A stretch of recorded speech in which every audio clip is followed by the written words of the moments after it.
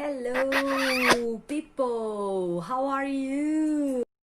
Então, o tema da nossa aula de hoje é o contrário do Voldemort, é aquele cujo nome em inglês deve sempre ser mencionado, que é o verbo to be. Ah, não o verbo to be. De novo. Que karma. Sim, my friends, de novo e sempre, porque o verbo to be é muito importante. Oi, Laurinha. Eu queria te fazer uma pergunta. O verbo to be é tão importante mesmo? O verbo to be, ele vai ser usado para tudo em inglês. Quando você vai se apresentar, você fala I am, Laurinha.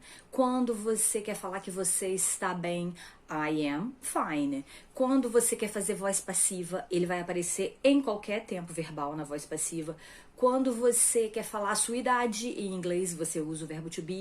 Ou vai dizer que você não lembra do famoso e tradicional I'm fine, thanks. Quem nunca, né? Ou então, I am a teacher. Eu sou professora. I am fine, thanks. Eu estou bem, obrigada. I am a teacher. Eu sou professora. E Laurinha, agora você me confundiu. Como eu vou saber se esse verbo to be é ser ou estar?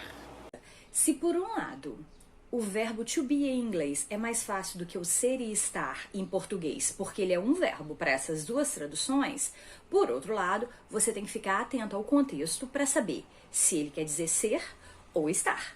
Quer um exemplo? Oh my God, today it is so cold in Itaperuna. Nessa frase, como você identificou, eu tô dizendo que hoje está frio em Itaperuna. Isso é estado provisório, é o verbo estar. Agora, e esse outro exemplo, ó? Oh my God, Itaperuna is so hot. Aí você percebeu que nessa segunda frase não é um estado provisório, é um estado permanente. Eu tô falando, meu Deus, Itaperuna é tão quente. Laurinha, eu lembro que para fazer passados de verbo em inglês, a gente coloca o ED final. Para esses, vale essa regra também?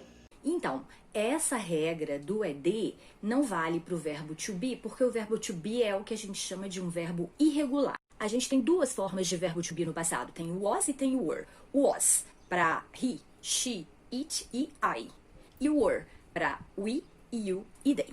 Atenção para não confundir o were, que é o verbo to be no passado, com where, que é onde. Where do you live? Onde você mora. Então, were, where. Mas, Laurinha, como que eu faço pergunta usando esse verbo? Então, quando a gente vai fazer interrogativa com o verbo to be, seja ele no presente, is, are, am, ou seja, ele no passado, was, were, ele vem no início da frase. Então, por exemplo, usando o passado, aí você quer perguntar assim, ela estava em casa ontem? Como é que você vai fazer isso? Você vai pegar o verbo to be was no começo da frase. Was she at home last night? Ou então você quer perguntar assim pro seu best friend ou pro seu crush, você era bom aluno quando você era criança? Então, como é que você vai fazer essa frase? Pega o verbo to be pra you, pra você, né? Que é were, e coloca no início. Então, were you a good student when you were a child?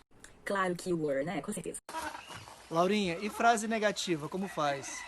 O que você vai fazer? Você vai colocar o not. Então fica am not, is not, are not, was not, were not. E esse not ele pode ser contraído, vira uma palavrinha só. Então fica ain't, isn't, aren't, wasn't, weren't. Então se você quer dizer, por exemplo, assim, eu não estava trabalhando semana passada. Eu estava de recess. Então aí você vai dizer assim, I was not working last week. Ou I wasn't working last week. Então, se você quer falar assim, você não era bom jogador de futebol, era you were not a good soccer player. Ou you weren't a good soccer player. Então, para terminar, entre as várias importantes características do verbo to be está a capacidade de expressar como você está se sentindo. Então, por exemplo, você quer dizer assim, não, você me chamou para sair, mas eu estava muito cansada. I was very tired. Ah, você me ligou, mas eu não atendi porque eu estava chateada com você. I was angry. Nossa, eu recebi uma notícia tão boa. I was very happy. E por aí vai. O verbo to be, como eu falei, é essencial para muita coisa em inglês. Por isso ele é tão importante. Então hoje você acaba essa aula sabendo que o verbo to be no presente, am, is, are, e o verbo to be no passado, was e were, são muito importantes para você poder se comunicar em inglês. Então agora que tal você voltar à aula e dar uma treinadinha nas frases que a gente falou? Você está satisfeito com a aula de hoje? Are you satisfied? Você conseguiu ficar envolvido com a aula? Were you involved? Estou usando o verbo to be aqui, por que você não usa? Vai você e usa o verbo to be.